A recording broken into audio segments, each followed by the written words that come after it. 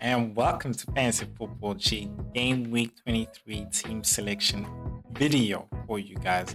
We're going to go through my team selection, a bit of a recap, see what my transfer was, as well as talk about the captaincy. Is it something to debate, or is it really that obvious? So, without further ado, let's get into it.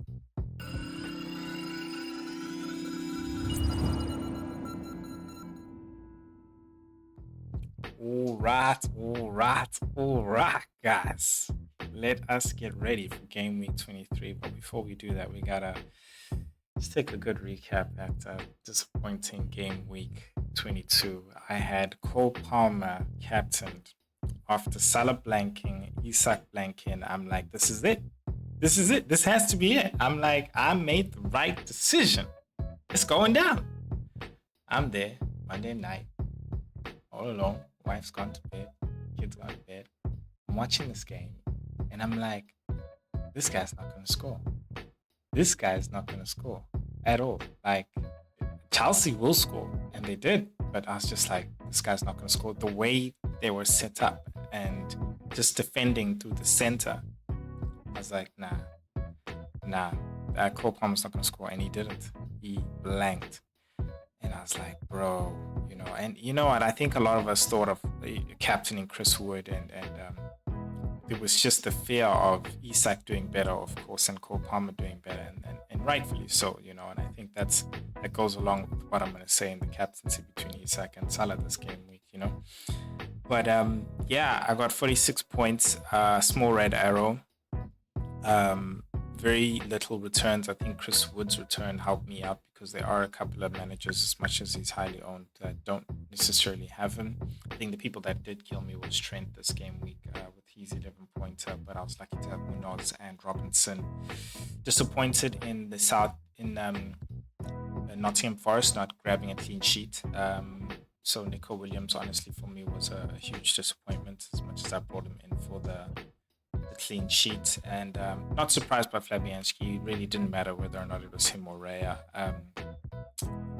And then Raul in the front line, also another transfer that I brought in. I actually should have just left him out because Watkins did better. It's just one of those things you never would have known without any hindsight. So yeah, that's my game week 22. What I'd like to do really is start with the captaincy conversation, and this game week the captaincies between Salah and Isak. Now, this is the comparison tool on the Fantasy Football Hub. If you guys are still interested in actually getting a membership, then you can use the link in the description below. They got a 7-day free trial for you guys, and if you use the link in the description below, you get 30% off. So try it out for 7 days, and I think it'll be very useful just to help you out with your chip strategy as well. So many great, amazing tools just like this one. Grab the link in the description below. Cool. Now, the comparison tool shows what, quite frankly, we all been saying. It's not even a debate when it comes to ability. We all know Salah is a lot better than Isak. But I think the reason why it's clearing out Salah is because it's Salah at home. And I think if it was Isak at home against Southampton, then it would have been a bit closer. But quite frankly, there's times to go against captaincies, and there's just times where you don't. And I think this is one of those game weeks where you don't go against the Salah at home against the Ipswich. They are top of the table and they just inform. Like, you don't do that. There's a time to do that. And last week was that time when Salah's actually playing a very tough fixture, which we all knew. And that's exactly what happened. The fixture proved to be tough for him. And so you could go for somebody else and not have to worry about him really returning. With this game week, nah. Look, that being said, the reason why I'm also having this discussion is because at the end of the day, there are two sides: people who are really wanting to gain rank, and there are people who are just trying to protect their rank, And so for those who are really trying to gain rank, I still don't think this is the way to go for this week. This would really kill you. All honesty, it would just demoralize you. Again, there's a time to go for against him, and this is just not the game week. And that's what I want to say to you guys who are trying to gain rank. So stick with the pack this game week. Next game week, you'll go differential. But Salah is clear and clear throughout the best captaincy for this game week. It's not a debate. Don't even think about it. Don't try and gain rank right now. It's not going to happen. I don't think it would happen. If it does, honestly, great, awesome for you. Yeah, but just not this week. Now we're going to go into my bus team. So before we do that, please can you hit that like button and subscribe. Honestly, really, really would mean a lot to the channel. I am building to 250 subscribers, aiming for 500 by the end of the year. So really, really would appreciate your guys' help. Yeah, really, thank you for the current subscribers there as well and tuning in as well. So let's take a look at my bus team. I had one free transfer, and I told you guys I was thinking of bringing in a Liverpool asset. So starting off in goals, I've got Raya over Fabianski. Raya's playing Wolves at away. Very confident in a clean sheet. I think Arsenal can do it, as much as reports Saliba is still out. So it does make it a bit tricky. They did have Kivior playing next to Gabriel, which I think really worked well. So I'm hoping maybe that's something they can actually do again, because it allowed Timber to play right back, and hopefully Partey can play in center where he should be. But we'll see. I think if we have that defense again with Calafiori back as well, so you might even see Gabriel and Calafiori in the center as well. You don't know, and maybe Kivior out left.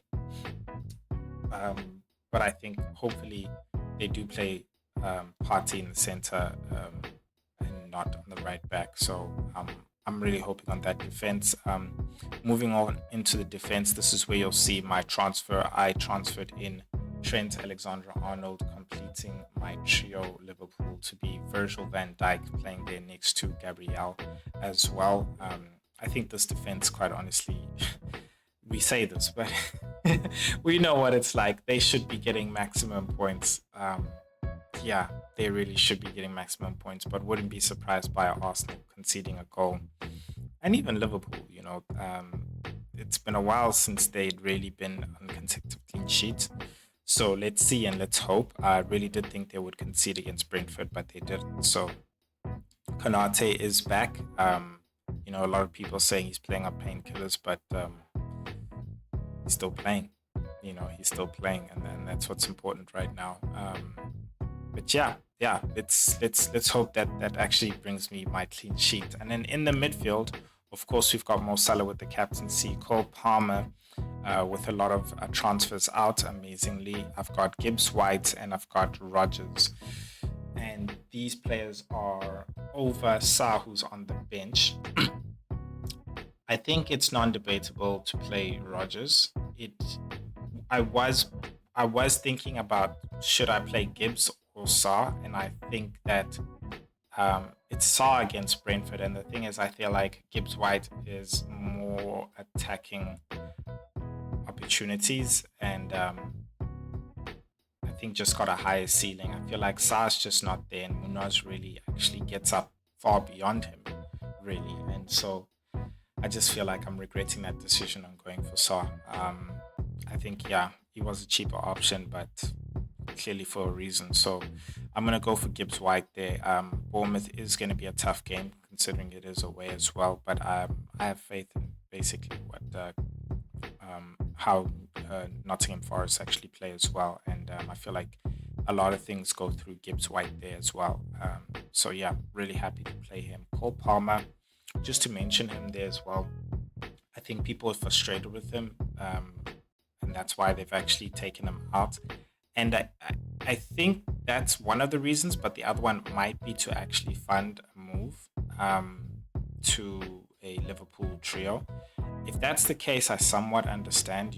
This might not be the greatest fixture, but I still believe Cole Palmer can do damage against Man City, which isn't necessarily the Man City of old. They've been trying to make their way back, but they lost in the Champions League, and I think that really proves that, if a team comes to Man City, putting up a really tough game and challenging them, I think that team can walk away with full 3 points. So I think Chelsea can do that. Yes, they're not necessarily the best of shape and form, but definitely Chelsea can, on their day, put up a good fight against them. So yeah, that's the midfield. And then going on to the strike force, we're going to go with Isak, Raul, and Wood.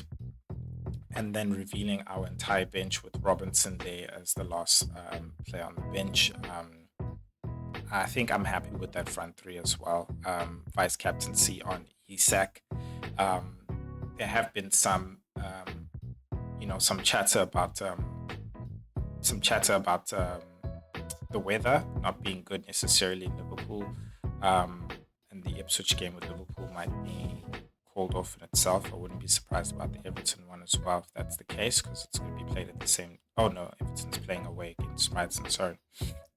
So yeah, I think just make sure that you have a good bench, which is what I'm really happy about here. I'm happy for all three of those players to actually go in for my Liverpool players. They're all playing at home as well. So yeah, just have a good bench. Make sure you have a good bench, and then keep your ears open for that. I think it's going to be a very close one to the deadline. So just, keep your ears open, and make sure that you've got a good bench for that as well. But this is the team to challenge for the Fantasy Football G League. As you can see there on your far right of the screen, Temperature C hitting 1,500 points. Well done there.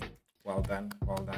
Joseph Robinson, absolutely amazing. Hasn't been the best week for all of us, but you're still in there and around there. Dallas Dominators coming through and taking that number 2 spot from Killer Squad. And well done, man. You've also just been in and around there, honestly, not even giving up. Annie D, don't give up. You honestly have also just right behind Killer Squad, with Marcel Oscar as well, showing that he is a formidable top 10 player as well. So he's there, number 5, right on top of Macaroni and Cheese, who had been playing in and around at the 9th spot, but finally breaking up to number 6, trying to break it to that top 5. Really dope. And then here, the new arrival to the top 10 last game week is actually climbing ranks. Ladies and gentlemen, we have got to watch out for I believe I'm pronouncing that right, because if there was a T in front of it, it would be there, so I'm just saying here. Yeah, I'm gonna say it's here. Cool. Sorry, let me know in the comments below how to pronounce that if I'm pronouncing it wrong. Edward, I really don't want to butcher some names. And then slot them away. What is going on? Up 7 points. I didn't see this. Tiamo, what's up, my man? Yo, where you been, dog? Yo, hey, another Liverpool fan, my man. Another Liverpool fan. Okay, you've been quiet, but you've been climbing up.